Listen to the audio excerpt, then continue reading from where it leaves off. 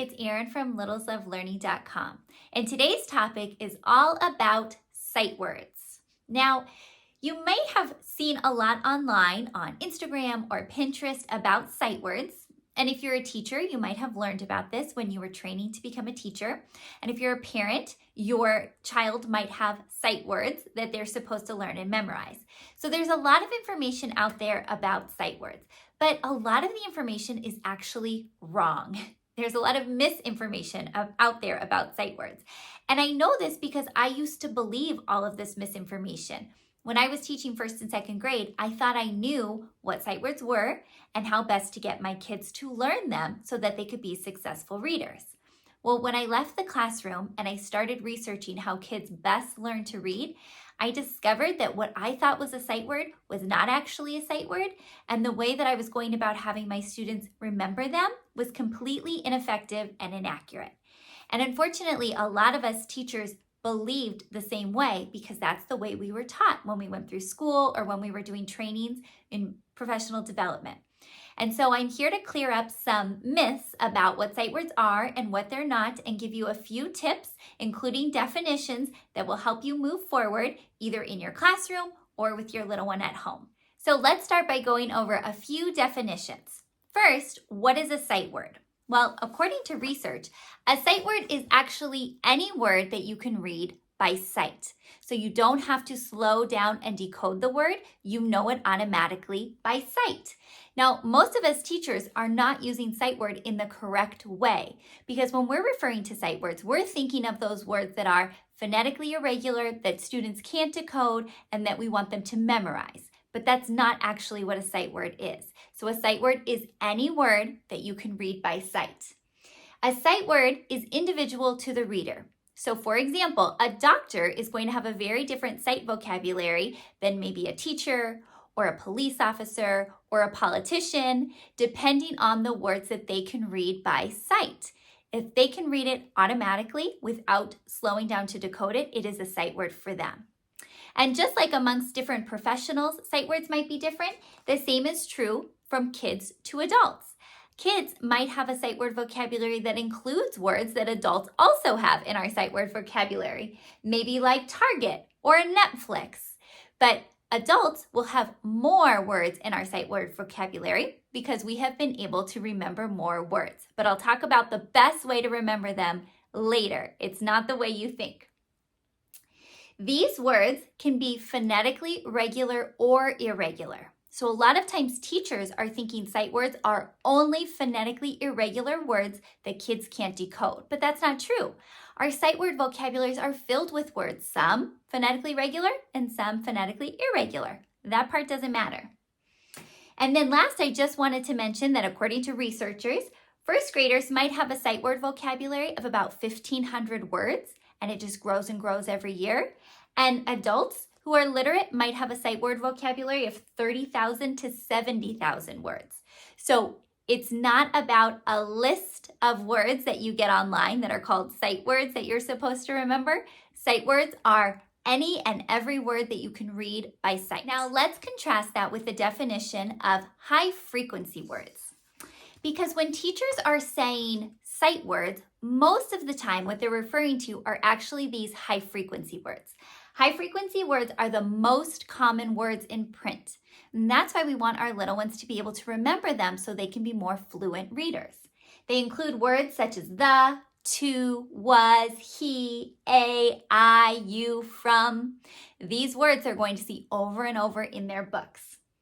High frequency words can be phonetically regular or phonetically irregular. They can be either. The 20 most frequent high frequency words actually make up about 25% of all the words that we read. So those first 20 words are super important. They are very important, and that's why we want our little ones to be able to read them fluently and quickly, because they're going to see them in lots of text.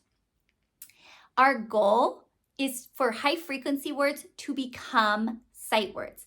We want these most common words in print to become words that our little ones can know by sight, that they can read them and recognize them right away without having to slow down and decode them.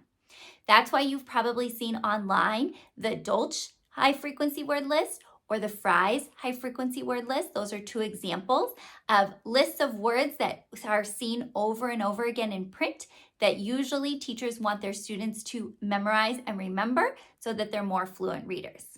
So I think the first thing we need to do in this conversation is to start using the correct terminology. I had to retrain myself because I used to think of sight words were these words that I wanted my students to memorize. And then I learned that, in fact, sight words, just any word that a child can read by sight or an adult can read by sight, and that we really should be using high frequency words as the term of these words that we want our kids to remember because they're so common in print. So now that you know the definitions for sight words and high frequency words, let's bust some myths. These myths are floating all around the internet. I used to believe them as well, and so we'll talk about the myth and what the actual answer is. Let's do 4 of them today. All right, myth number 1. Words are stored visually in our brains. So that's why we wanted kids to memorize words, because we thought they were stored visually so that when they looked at the word, they would be able to read it. But in fact, research shows us that words are actually stored as sounds. They're mapped as phonetic footprints in our brain. Because we've talked in many of my previous videos how we as humans evolved to speak first before we evolved to read and write. And so the speech comes first. The speech sounds, that's what is mapped in our brain. That's what we remember for the words. So the print is just a representation of those speech sounds we have in our dictionaries in our brains. We don't have a visual dictionary in our brain. We don't have words stored in there as visual pictures. It's stored as sounds. And that actually makes sense because if we think about it, we can read a word that's written in all uppercase letters, all lowercase letters. If it's mixed up upper and lowercase, different fonts, we can still read that word, even if it's the same word. If we had a visual dictionary in our brain, we would only be able to remember that word when it was written in the same way, with the same font or the same type of letters.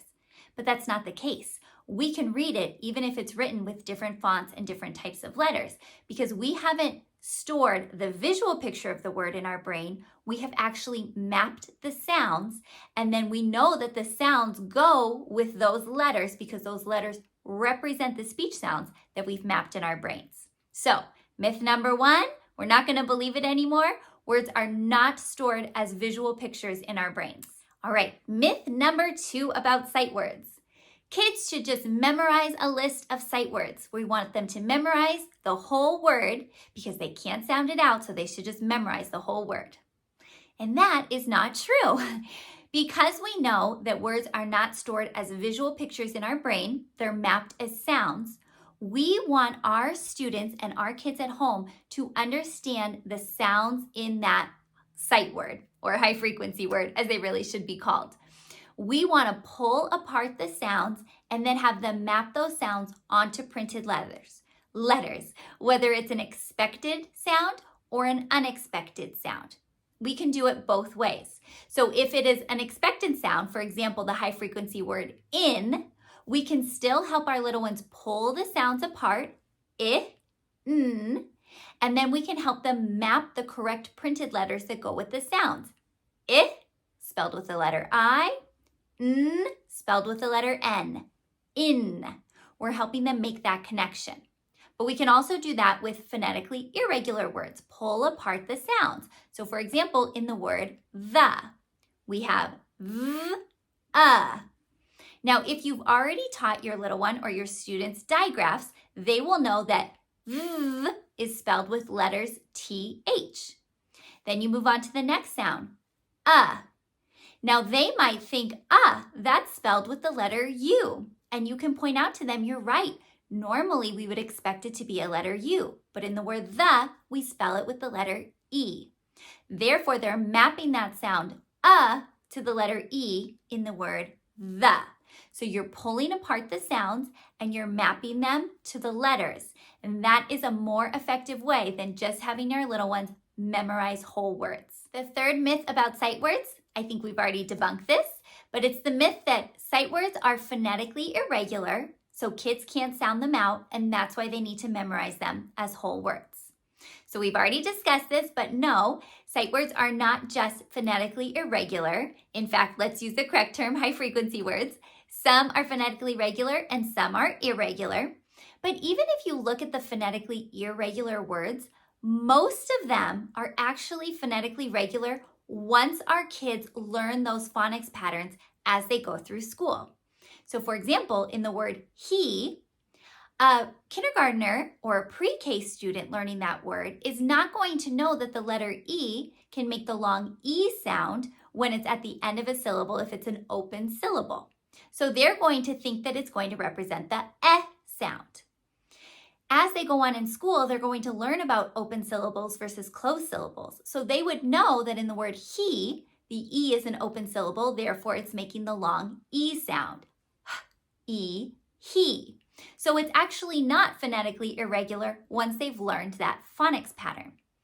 But even so, if we look at words that do have some irregularities or our students haven't learned the phonics patterns, again, we can pull the sounds apart from the word because most of the time, a few of the sounds are going to be expected. So it might have one or two irregular sounds, but usually it doesn't have all irregular sounds, except for a few, of course. But let's look at the word from. From. If we pull apart the sounds, we know that there's only one unexpected spelling in the word from, the third letter. The is spelled with the letter O. But it's so much better to show our students that there's only one unexpected sound, as opposed to saying the word from can't be sounded out, so you just need to memorize the whole word because it's phonetically irregular. That is super ineffective. Since we know our brains store these words as sounds, then we need to pull apart the sounds from the words and show them which ones are expected and which ones are unexpected. So we just busted myth number 3, that we don't want our students to just think that these words are phonetically irregular and they can't decode them and they shouldn't even try, they should just memorize them. That doesn't work. And the 4th myth we're going to cover today. Some parents and teachers will say, once your child knows the letter sounds in isolation, that they're ready to move on to sight words or high frequency words. And that is actually not the case. To jump from being able to know that letter F represents the F sound to then reading words that start with the F sound, that's a huge jump. Knowing the sounds in isolation versus being able to read high frequency words is a huge, huge different jump. And so what I always recommend is it is so awesome if your child knows their letters and the associated sounds, but you really want to focus on phonological and phonemic awareness, which I have lots of videos about on my channel. I will link them down below. But basically, you want them to be able to play with the sounds in language. You want them to be able to orally blend the sounds in language to make words before you start introducing words, phonetically regular or phonetically irregular high frequency words. If they are not comfortable segmenting and blending these words orally, it's going to be so much tougher to segment and blend the words when they're looking at the printed letters. If they can do it oral first, it is a million times easier to do it when looking at the printed letters.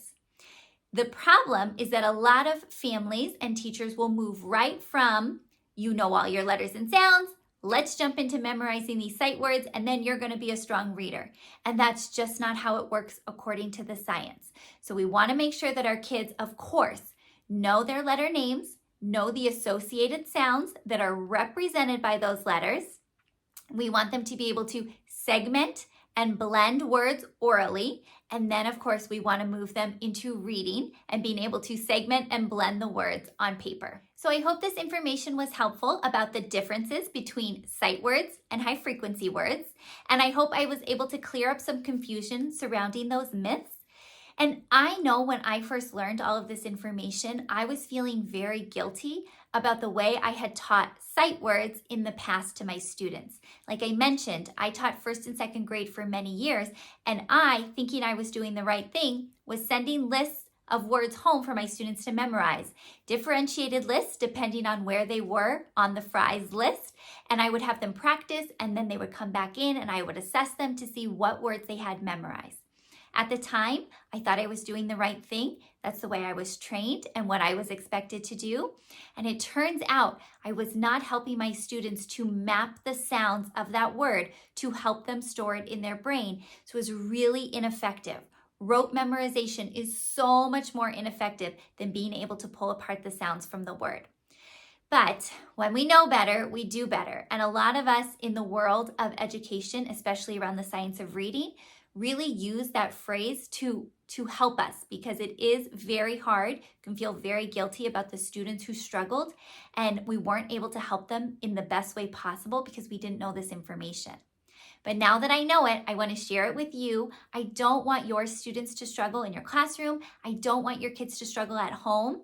They might have a teacher who doesn't know this information yet, which is no judgment on that teacher, because this information is not readily available in colleges of education and in professional development. So that's why I make these videos and I put out the information that I do, because I really want everyone to understand what I've learned through the science is that by mapping these sounds for these sight words, our high frequency words, that our kids are going to be much stronger readers. So I hope this information was helpful. If you have any questions, please comment down below. I would love to help you out with this. You can also head to my website, littleslovelearning.com, for more information. Have a wonderful day. I'll see you in the next video. Bye.